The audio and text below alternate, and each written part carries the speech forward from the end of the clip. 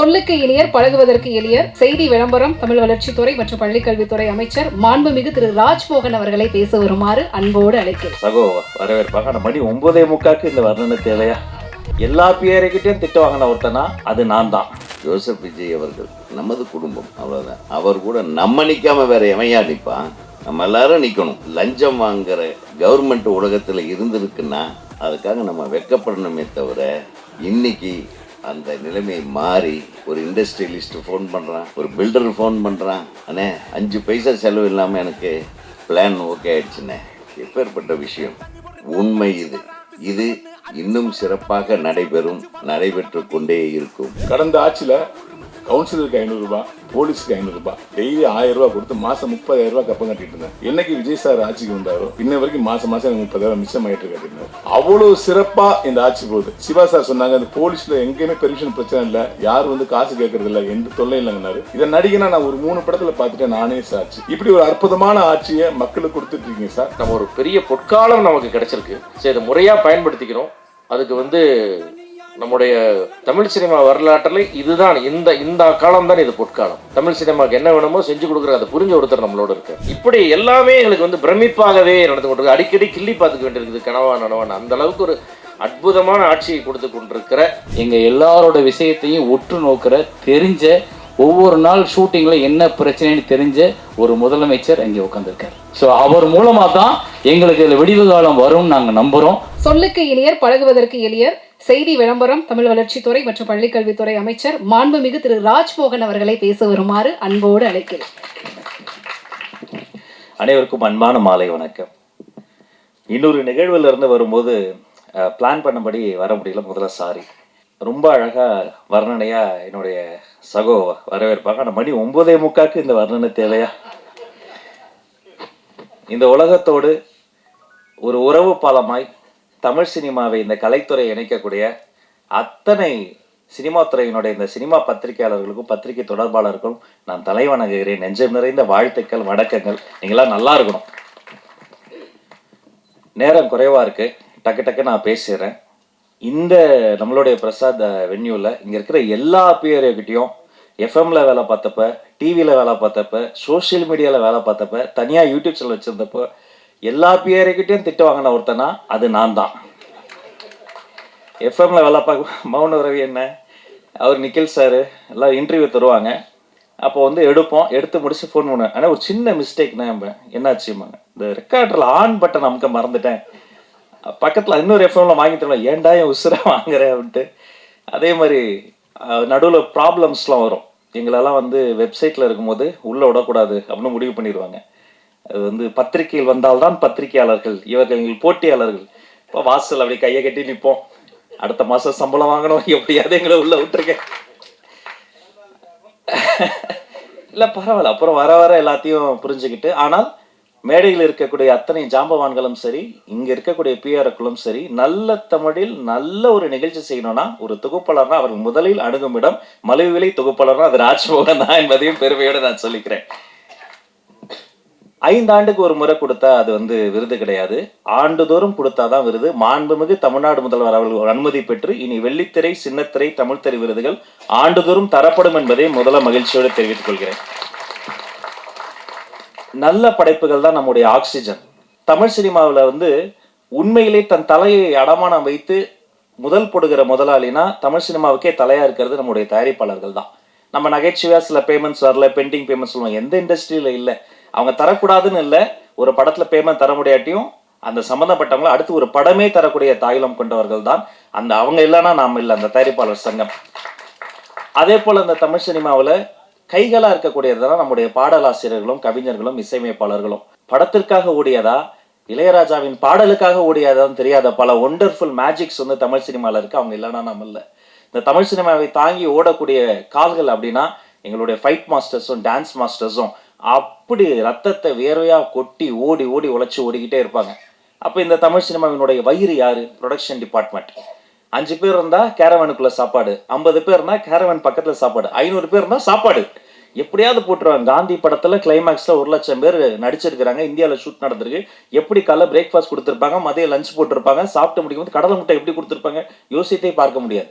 அப்படிப்பட்ட இந்த சினிமாவினுடைய நாடி நரம்பெல்லாம் ஓடிக்கொண்டு இருப்பது இந்த தமிழ் சினிமாவினுடைய அன்சங்கட ஹீரோஸாக இருக்கக்கூடிய இந்த ரத்தமாக இருக்கக்கூடியதுன்னா நீங்கள் தான், பிஆர்ஓஸ் தான். அதெல்லாம் ஃபஸ்ட்டு மீட்டிங்லேயே வந்து எல்லாம் முடிஞ்சு போகும், திரும்ப கூப்பிட்டார் ராஜ் அப்படின்னாரு. அப்படியே ஓடி போய் சொல்லுங்க சார் அப்படிங்கும்போது அந்த முதல்ல அவர் சொன்ன விஷயமே அந்த இந்த மானியமுக்காக காத்திருக்கலப்பா, சின்ன சின்ன படங்கள்லாம் அது ஏன் பெண்டிங்கில் இருக்குது, முதல்ல நல்ல படைப்புகள் அந்த குட்டி குட்டி படங்கள் இருங்க பாருங்க, எதெல்லாம் பெண்டிங் இருக்கோ அரசு சார்பில் அத்தனை படங்களும் மானியத்தை கொடுத்துருங்க, அவங்க அது டிசர்வ் இட் என்று சொன்ன ஒரு மாண்புமிகு முதல்வருக்கு இந்த நேரத்தில் நாங்கள் நன்றியும் இதன் மூலமாக நான் தெரிவித்துக் கொள்கிறேன். அது மாதிரி அது ஒரு இன்னொரு விஷயமும், ஒரு காலத்தில் வந்து தமிழ்நாடு தான் சினிமாவுடைய கேபிட்டலாக இருந்தது. எல்லா ஷூட்டிங்குமே இங்கே நடக்கும். கொஞ்சம் கொஞ்சமாக இன்னைக்கு வந்து ஹைதராபாத் போயாச்சு, கொஞ்சம் கொஞ்சமாக எல்லாமே அதர் ஸ்டேட் போயாச்சு. அதுக்கு வேரியஸ் ரீசன்ஸ். அதெல்லாம் பகுப்பாய்வு செய்வது தான் எங்கள் வேலை.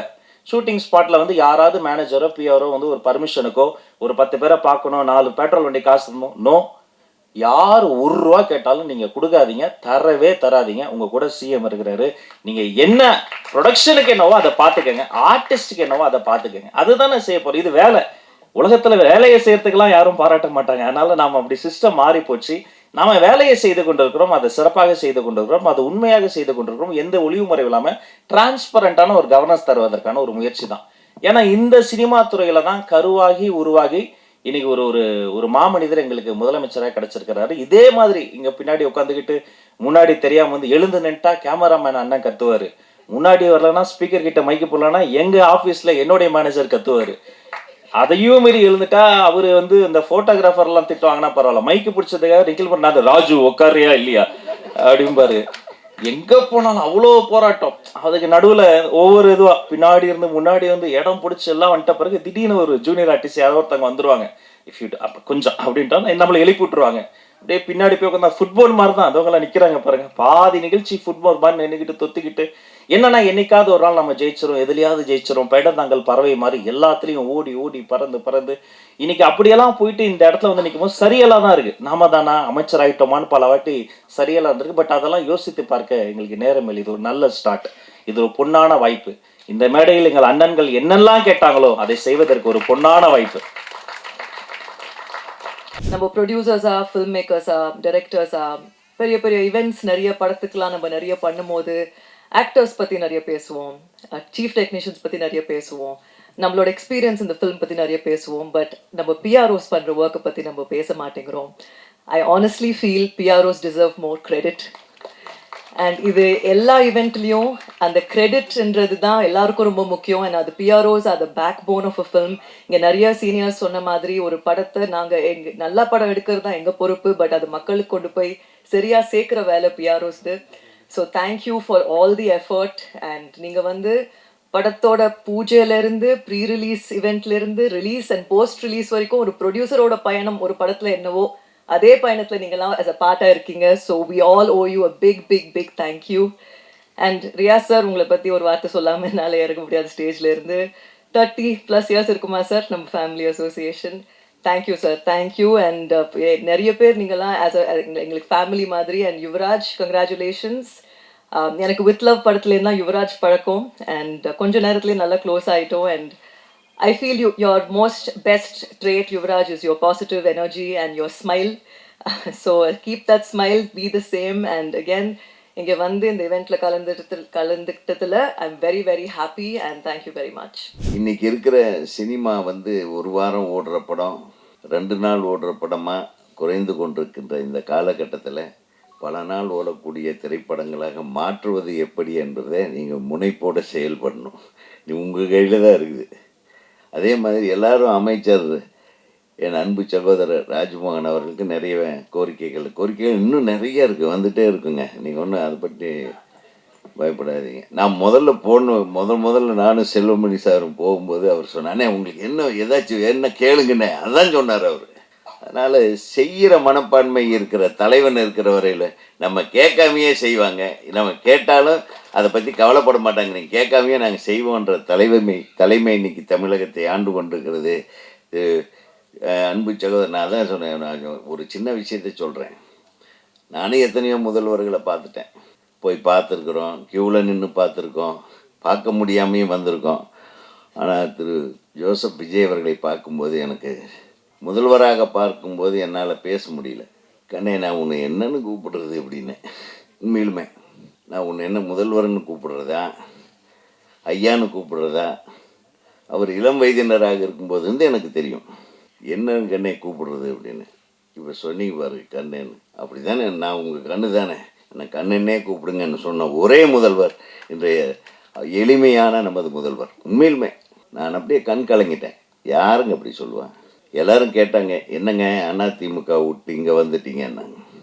எங்கள் குடும்பத்துக்கு வந்திருக்கிறேன்னு சொன்னேன், அவ்வளோதான். ஜோசப் விஜய் அவர்கள் நமது குடும்பம், அவ்வளோதான். அவர் கூட நம்ம நிற்காம வேற எவையா நிற்பான்? நம்ம எல்லாரும் நிற்கணும். அவர் 41 பேரை வந்து பலி கொடுத்துட்டு பரிதவிச்சுக்கிட்டு இருந்த காலம், அடுத்த நாளே இதே இடத்துல இதே அரங்கத்தில் அவர் மீது எத்தனையோ குற்றச்சாட்டுகள் பறந்து கொண்டிருக்கிறது.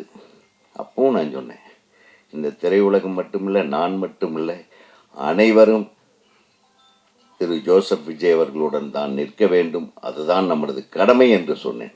ஸோ இறைவன் சும்மா விடலை.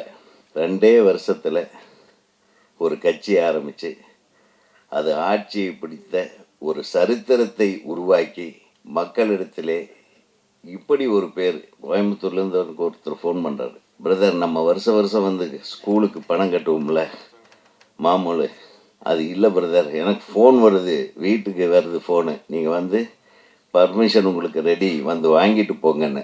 அந்த மாதிரி துறைக்கு ஒரு அமைச்சர் நமது துறையிலிருந்து வந்திருக்கிறாருன்னா ராஜ்மோகன் அவர்களுக்கு வாழ்த்துகள். ஏன்னா படிக்கிற குழந்தைங்க படிக்கிற ஒரு பள்ளிக்கூடத்துக்கு லஞ்சம் வாங்குற கவர்மெண்ட் உலகத்தில் இருந்திருக்குன்னா அதுக்காக நம்ம வெட்கப்படணுமே தவிர, இன்னைக்கு அந்த நிலைமை மாறி ஒரு இண்டஸ்ட்ரியலிஸ்ட்டு ஃபோன் பண்ணுறான், ஒரு பில்டர் ஃபோன் பண்ணுறான், அண்ணே 5 பைசா செலவு இல்லாமல் எனக்கு பிளான் ஓகே ஆயிடுச்சுண்ணே. எப்பேற்பட்ட விஷயம்! உண்மை இது இன்னும் சிறப்பாக நடைபெற்று கொண்டே இருக்கும். அதற்கு ராஜ்மோகனை போன்ற மிகச்சிறந்த சிந்தனையாளர்கள், அவங்க வந்து அவர் அவ்வளவு கடினமான உழைச்சிக்கிட்டு இருக்காரு. அவருக்கு கொடுத்துருக்கிற துறைகளை பாருங்கள். கல்வித்துறை இது சாதாரணமான விஷயம் அல்ல. எவ்வளவு கண்ணும் கருத்துமாக இருந்து பார்க்க வேண்டிய ஒரு துறை. ஒவ்வொரு துறையிலும் முதலமைச்சர் இப்போ எடுத்துக்கிட்டிங்கன்னா, காலையில் அவர் எந்திரிச்சு என்ன பண்ணுறாருன்னு தெரில பாவம்.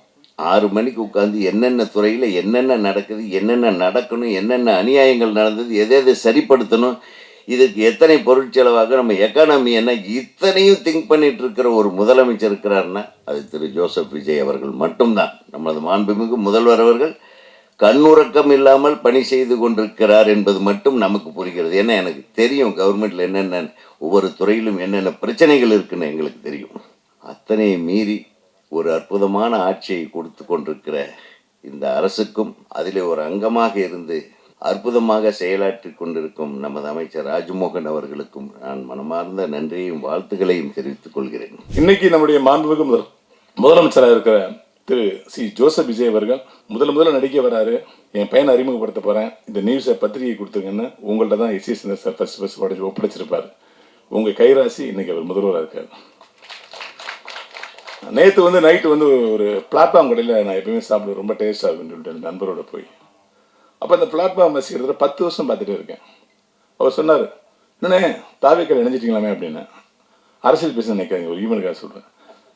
அது வந்து உங்களுக்கு தான் நான் இணைஞ்சதாக தெரியும். நான் விஜய் சார் நானும் 30 வருஷம் நண்பர்கள், குஷி பிரதான் அசோசியேட் இருக்கும்போது அப்படின்னு. அப்படியாண்ணே நானும் இணைஞ்சிட்டேன் அப்படின்னாரு. என்ன இணைன்னு இணைஞ்சிங்களா? இல்லைண்ணே, கடந்த ஆட்சியில் கவுன்சிலருக்கு 500 ரூபா, போலீஸுக்கு 500 ரூபா, டெய்லி 1000 ரூபா கொடுத்து மாதம் 30,000 ரூபா கப்பம் கட்டிட்டு இருந்தேன். என்னைக்கு விஜய் சார் ஆட்சிக்கு வந்தாரோ இன்ன வரைக்கும் மாதம் எனக்கு 30,000 மிச்சம் ஆகிட்டு இருக்கு அப்படின்னாரு. அவ்வளோ சிறப்பாக இந்த ஆட்சி போகுது. சிவா சார் சொன்னாங்க, அந்த போலீஸில் எங்கேயுமே பெர்மிஷன் பிரச்சனை இல்லை, யாரும் வந்து காசு கேட்கறது இல்லை, எந்த தொல்லை இல்லைங்கன்னாரு. இதை நடிகனா நான் ஒரு 3 படத்தில் பார்த்துட்டேன், நானே சாட்சி. இப்படி ஒரு அற்புதமான ஆட்சியை மக்களுக்கு கொடுத்துட்டு இருக்கீங்க சார். ஆனால் சினிமாவிலிருந்து போன ஒரு முதலமைச்சர், சினிமாவிலிருந்து போகிற எங்களுடைய துறை அமைச்சர் ராஜ்மோகன் சார் வந்து நான் நடித்த நான் சிரித்தால் படத்துடைய படத்தில் நிகழ்ச்சி தொகுப்பு பண்ணி நினைக்கிறேன் சார். கொரோனாவுக்கு முன்னாடி நான் அன்றைக்கி ஒரு ஸ்பீச்சை கேட்கும்போது உண்மையிலே இவர் ஒரு நல்ல ஸ்பீச்சராக இருக்காரு, ஒரு நல்ல எதிர்காலம் இருக்குது, இப்படி சினிமாவிலேயே ட்ரை பண்ணிட்டு இருக்காருன்னு நினச்சேன். ஆனால் காலம் உங்களை சரியான இடத்துல சேர்த்து இன்றைக்கி அமைச்சராக இருக்கு சார். காலத்திற்கும் இயற்கைக்கும் ரொம்ப நன்றி. சார் எங்களுடைய கோரிக்கை ஒன்று தான் சார். வருடம் விருதுல வந்து 7 வருடம் 8 வருடம் சேர்த்து கொடுக்கப்படுது.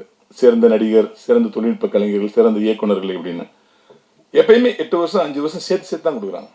சம்டைம் அந்த அவார்டு வாங்குறவங்க நோம்பு இல்லாமல் கூட போயிடுறாங்க சார். இப்போ நீ எனக்கா இல்லை எங்களுக்காக ஒன்று பண்ணணும். வருடம் அந்த வருடம் முடிஞ்சு ஜனவரி மாதம் பிப்ரவரி மாதத்துக்குள்ள அடுத்த வருடத்துக்கான அவார்டை உடனே அனௌன்ஸ் பண்ணுற மாதிரி ஒரு குழு அமைத்து வருஷம் உடனே கிடைக்கணுங்கிற மாதிரி பண்ணணும் சார். ஏன்னா அப்பொழுதுதான் அந்த படத்துக்கான மரியாதை, அந்த நடிகனுக்கான மரியாதை, அந்த தொழில்நுட்ப மரியாதை கிடைக்க நான் விரும்புகிறேன். 5 வருஷம் இந்த படத்தை நீங்கள் பண்ணீங்களா, வாழ்த்துக்கள் பாஸ் பண்ணும்போது அந்த கிக்கே குறைஞ்சிருது. ஸோ விருதுகளை மட்டும் அப்பப்போ வழங்கணும். எழுத்தாளர் சங்கமாக என்னுடைய கோரிக்கையில் வந்து என்னென்னா, நம்ம தலைவர் சொல்லிட்டாரு, நான் எழுதி உங்கள்கிட்ட கொடுக்குறேன்னாரு. அவங்க கொடுப்பாங்க. தமிழ் துறைகளுக்கு உண்மையிலேயே ஒரு வார்த்தை சொன்னாங்க யாரோ, இந்த பீரியடில் தமிழ் திரையுலகம் வந்து தப்பிக்கிறனா வேறு எந்த பீரியட்லையுமே தப்பிக்க முடியாதுன்னு சொன்னாங்க. ஏன்னா நம்மளிடம் இருந்தவர், நம்மளுடைய நட்பாக இருந்தவர் இன்னைக்கு முதலமைச்சராக இருக்காரு. இந்த துறையை காப்பாற்றுவீங்கன்னா தமிழ்நாட்டில் உள்ள அத்தனை துறையும் நீங்கள் காப்பாற்றுன்னு அர்த்தம் சார். எனவே தமிழ் துறையில் அத்தனை பிரச்சனைகளும் நீங்கள் தீர்க்கணும்னு வேண்டிக்கிறேன். அனைத்து அதாவது இந்த இடத்துல ஒரு ஒற்றுமையை பார்த்தேன். அதாவது வந்து இந்த சங்கத்தில் தான், பிஆர்ஓ சங்கத்தில் தான் எலெக்ஷனில் ஜெயிச்சாலும் தோத்தாலும் வருத்த போய் விட வேண்டியதில்லை. 90 பேருக்கு பதவியேற்பு விழா, 90 பேருக்கு பதவியேற்பு விழா. உண்மையிலே உங்களுடைய பரந்த மனசு அதை காட்டுது. ஒருவர் கூட புண்படக்கூடாது. என்னுடைய ஃபர்ஸ்ட் படத்துக்கு பிஆர் வந்து மௌன ரவி என்ன, அவரை கூட்டு வந்து அவரை ஹானர் பண்ணது, பொதுக்குழு உறுப்பினராக்குனது, அமைச்சர் வந்து கீழே இறங்கி போய் அவரை வந்து நான் வரேன்னு சொல்லி போட்டோ எடுத்தது, இதெல்லாமே வந்து ரொம்ப சந்தோஷமா இருக்கு. இந்த நிகழ்வுலாம் பல வருஷம் நடக்காம இருந்துச்சு, இப்போ நடந்துட்டு இருக்கு.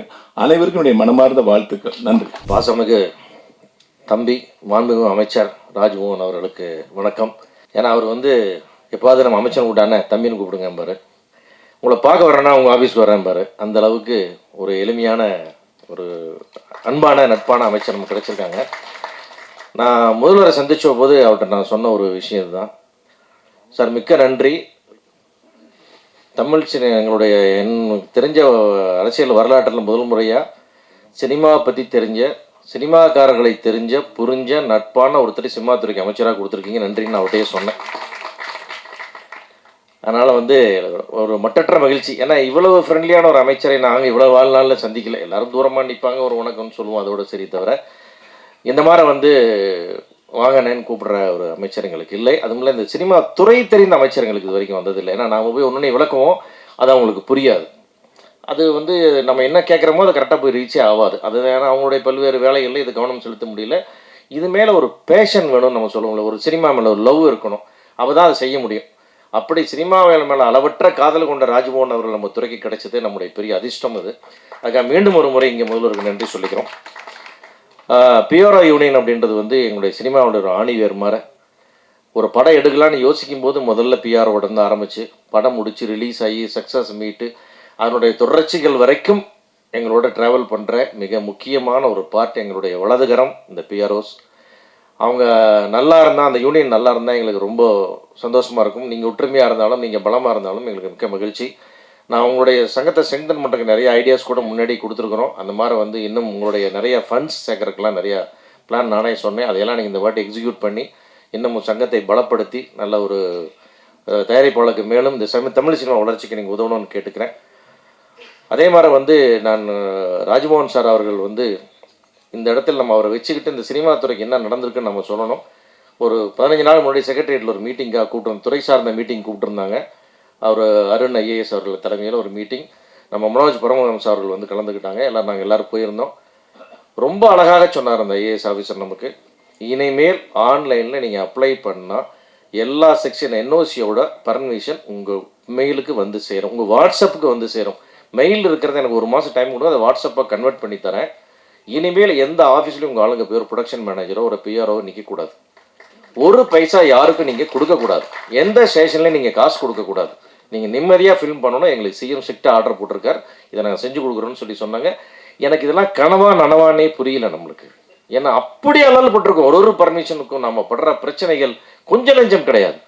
அதெல்லாம் தாண்டி நீங்களாம் எதுக்கு வரக்கூடாது, என் நம்பர் எடுத்துங்க, எல்லாம் 2 பேசுங்கன்றாரு ஒரு ஐஏஎஸ் ஆஃபீஸர். நம்ம எந்த ஐஏஎஸ் ஆஃபீஸர் வரைக்கும் ஃபோனில் பேசியிருக்கோம், நம்ம யாரை பார்த்து பேசியிருக்கோம், அதெல்லாம் இல்லவே இல்லை.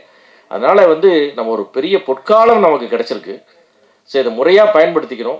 அதுக்கு வந்து நம்முடைய தமிழ் சினிமா வரலாற்றில் இதுதான், இந்த காலம் தான் இது பொற்காலம்.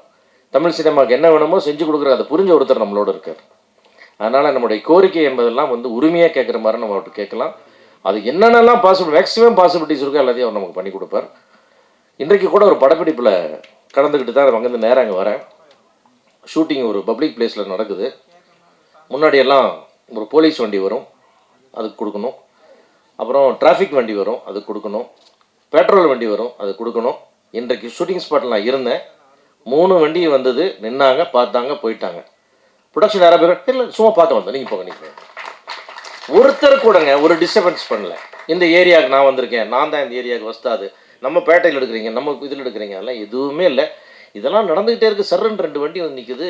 அந்த ஏரியா எம்எல்ஏ, தமிழக வெற்றி கழகத்தினுடைய எம்எல்ஏ செந்தில்குமார் வந்து இறங்குறாரு. ஷூட்டிங் நான் ப்ரொடக்ஷன் மேனேஜரை கூப்பிட்டாரு. எங்கள் தொகுதியில் வந்து நீங்கள் படம் எடுக்கிறீங்க, ரொம்ப மகிழ்ச்சி, அடிக்கடி வரணும், எந்த தொந்தரவு இருந்தாலும் என்னையா தம்பியை அசிஸ்டண்ட்டை கான்டாக்ட் பண்ண நம்பர் கொடுத்துட்டு யாருக்கு 5 பைசா பணம் கொடுத்துறாதீங்க, இது எங்கள் முதல்வருடைய உத்தரவுன்னு அவர் சொல்லிட்டு அவர் வண்டியை எடுத்து போயிட்டாரு. இது இப்படி ஒரு எம்எல்ஏவா? என்ன நடக்குது நம்ம ஊரில்?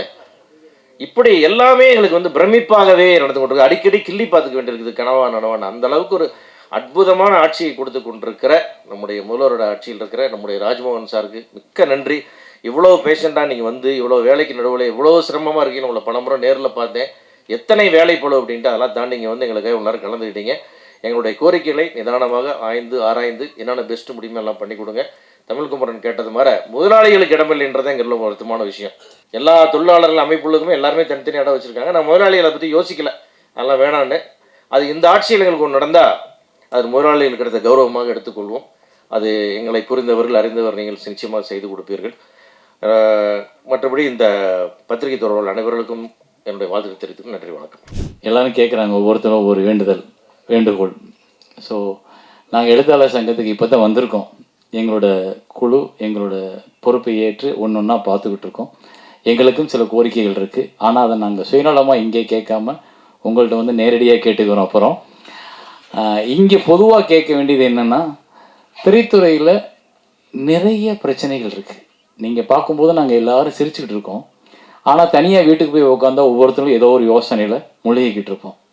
ஒரு திரைப்படம் எடுத்த தயாரிப்பாளர் அதை எடுத்து ரிலீஸ் பண்ணுறதுக்கு 1000 தடைகளும் பிரச்சனைகளும் இருக்குது. ஒரு படத்தை எடுத்த இயக்குனர் அந்த படத்தை முடிக்கிறதுக்குள்ளே இருக்க பிரச்சனைகள் நிறையா இருக்குது. ஸோ நிறைய பிரச்சனைகள். அதாவது ஆக்சுவலி சிவா சார் சொன்னது கரெக்ட். என்னென்னா, இந்த இந்த இந்த இண்டஸ்ட்ரியை புரிந்து கொண்ட ஒருத்தர் எங்களுக்கு அமைச்சராக கிடைச்சது, அதை முதல்வர் கொடுத்ததுக்கு உண்மையிலே பெரிய ஹாட்ஸ் ஆஃப் சல்யூட். ஏன்னா அவங்க தான் இதை தீர்க்க முடியும். நாங்கள் இதுக்கு முன்னாடி எத்தனையோ ஆட்சிகளில் நாங்கள் எங்களோட கோரிக்கைகளை வச்சுருக்கோம். சிலது நிறைவேற்றிருக்காங்க, நிறையாவது நிறைவேற்ற முடியலை. ஏன்னா அதுக்கு அவங்க பக்குவமாக உட்காந்து பேசலை. இங்கே நீங்கள் எங்களுக்கு ஒரு குழு உருவாக்கி என்ன பிரச்சனைகள் இருக்குது, இதை எப்படி சால்வ் பண்ணலாம். இங்கே வந்து அண்ணே ஒரே நிமிஷம், இங்கே எல்லாரும் பிழைக்கணும். படம் ப்ரொடியூஸ் பண்ணும்போதே நாங்கள் வரி கட்டிடுறோம். ஆர்டிஸ்ட்லேருந்து நம்ம லொக்கேஷன்லேருந்து எல்லாத்துக்கும் வரியை கொடுத்துட்றோம். ஆனால் அந்த படத்தை ரிலீஸ் பண்ணுறதுக்கே தடுமாறும் பொழுது வரி அரசாங்கத்திற்கு போயிடுது. ஆனால் அதை எடுத்த தயாரிப்பாளரோ எடுத்த இயக்குனரோ தேங்கி நிற்கும் போது அவனுக்கு வாழ்க்கை யார் கொடுக்கறது? அப்படின்றப்போ இங்கே பிறந்த ஒவ்வொருத்தனுக்கும் வாழ உரிமை இருக்குது. அப்போ அந்த வாழ உரிமையை ஏற்படுத்தி கொடு அப்படின்னு தான் அரசாங்கத்திட்ட நாங்கள் எங்களோட வரியை செலுத்தி ஒரு சல்யூட் அடிக்கிறோம். அதுக்கு எங்களுக்கு ஒரு வாழ்க்கை வேணும். அப்படின்னா எல்லாரும் பிழைப்பதற்கான வழியை அரசு உருவாக்குவதற்கு நீங்கள் திரைத்துறைக்கு ஒரு குழுவை உருவாக்கி அதன் மூலம் ஒரு 10 நாள் 15 நாள் எங்களோட டிஸ்கஷன் பண்ணிங்கன்னா என்னென்னலாம் இருக்குது, எப்படியெல்லாம் அதை சரி பண்ணலாம். இங்கே எப்படி எல்லாரும் சார் சொன்னார்ல, இப்போ ஒரு போலீஸ்காரர் வர்றாரு, வேணான்னு சொல்கிறாரு, சல்யூட் அடிக்கிறாரு, யாரும் கேட்க மாட்டாங்க போங்கன்னு சொல்கிறார். அதே போல் ஒரு நாள் இங்கே திரைத்துறையில் எல்லாரும் நல்லா இருக்காங்க, எல்லாரும் பிழைக்கிறாங்க, எல்லார் படம் ஓடுது, எல்லா இயக்குனரும் நல்லா இருக்காங்க, எல்லா தயாரிப்பாளரும் வீடு இருக்குது அப்படின்ற நிலைமை வரணும்னா அது இந்த காலகட்டத்தில் நடந்தால் தான். இந்த காலகட்டம் தான் அதுக்கு சரியான காலம். ஏன்னா எங்கள் எல்லாரோட விஷயத்தையும் உற்று நோக்கிற தெரிஞ்ச ஒவ்வொரு நாள் ஷூட்டிங்கில் என்ன பிரச்சனைன்னு தெரிஞ்ச ஒரு முதலமைச்சர் அங்கே உட்காந்துருக்கார். ஸோ அவர் மூலமாக தான் எங்களுக்கு இதில் விடிவு காலம் வரும்னு நாங்கள் நம்புகிறோம். ஒரு சாதாரண இயக்குனராக நான் அதை உங்கள்கிட்ட முன்வைக்கிறேன். இதுக்கு என்ன நீங்கள் முயற்சி எடுத்தாலும் அதில் முதல்ல கூப்பிடுறாள் என் பெயராக இருந்தால் நான் சந்தோஷப்படுவேன். நன்றி, வணக்கம். மாண்புமிகு அமைச்சர் அவர்களுக்கு வணக்கம். இங்கே இருக்கிற எல்லா பெரியவங்களுக்கும் வணக்கம். ரொம்ப சந்தோஷமாக இருக்குது இங்கே இருக்க. நாங்கள் எவ்வளோதான் உருட்டி புரண்டு படம் எடுத்தாலும் அந்த மக்களுக்கு கொண்டு போகிறது நீங்கள் தான். உங்கள் எல்லாத்தையும் ஒரே ரூமில் பார்த்து ஒரு நன்றி சொல்லலாம் தான் எனக்கு தோணுச்சு. என்னோடய வாழ்த்துக்கள் யுவராஜுக்கும் எல்லா வின்னர்ஸ்க்கும். நான் ரொம்ப க்ளோஸ் குவார்ட்டர்ஸில் ஒரு படம் நிறைய பேர்த்தோட நான் ஒர்க் பண்ணியிருக்கேன். வந்த டைம்லேருந்து ஒரு படத்தை எப்படி மக்களுக்கு கொண்டு போகணுன்னு ட்ரை பண்ணி அந்த ப்ரெஷர் எல்லா ஃபோன் கால்ஸையும் எடுத்து எப்படி கொண்டு போகிறாங்கன்னு நான் பார்த்துருக்கேன். அது நிறையா க்ரியேட்டிவிட்டியும் நிறையா வரும். போர் தொழிலில் போய் யுவராஜ் என்ன பண்ணாருன்னு நான் பார்த்தேன். வேர்ட் ஆஃப் மவுத்னால தான் இது போகணுன்னாரு, அதே தான் நடந்தது. ஸோ பல creativity, out of the box thinking. நான் இப்போ கூட இந்த ஷாலுக்கு பதிலாக டவல் போடுறது தான் ஃபஸ்ட் டைம் பார்க்குறேன். அப்போ கூட சார் சொன்னார், அட்லீஸ்ட் இதில் ஏதாவது யூஸ் இருக்கும், ஷால்னால ஒன்றும் நடக்காது அப்படின்னு உதயகுமார் சார் சொன்னார். அதே மாதிரி அவுட் ஆஃப் த வேர்ல்டாக ஒருத்தர் பண்ணார், ஆர்எஸ் கார்த்திகேயன் சார் வந்து 3 துண்டோடு வந்தார். ஸோ இது எல்லாமே உங்களுக்கு தான் சார்ந்தது, இந்த க்ரியேட்டிவிட்டி. வருங்காலத்தில் நிறைய படங்கள் நம்ம ஒர்க் பண்ணலாம். உங்கள் எல்லாத்துக்குமே வாழ்த்துக்கள். ஒற்றுமையாக இருங்க. Thank you so much.